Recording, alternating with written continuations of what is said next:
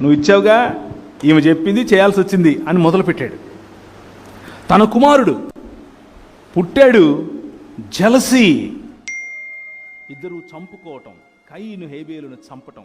ఇలా చూసుకుంటూ పోతే సమాజం, మానవ సమాజం దేవునికి దూరం అయ్యే కొద్దీ దృక్పథములో మార్పు వచ్చే కొద్దీ దేవుని వాక్యము కాకుండా, దేవుని మాట కాకుండా, దేవుని యొక్క ఆజ్ఞ కాకుండా, దేవుని యొక్క కట్టడ కాకుండా, దేవుని యొక్క సన్నిధిని విడిచిపెట్టగలిగినంత ధైర్యమునిచ్చేటటువంటి లోక మర్యాదకు లోబడ్డారు.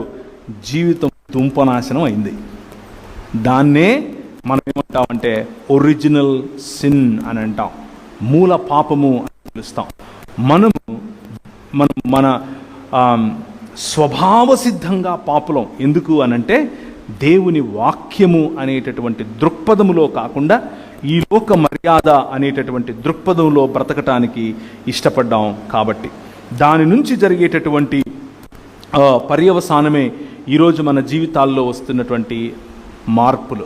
దేవుని వాక్యము దేవుని హృదయంలో నుండి వెలువడేటటువంటి మాటలు, దేవుని వాక్యము ఆయన కార్యాచరణకు సంబంధించినటువంటి మాటలు, దేవుని మాటలు సృష్టిని సృష్టించి మరియు నడిపించేటటువంటి మాటలు.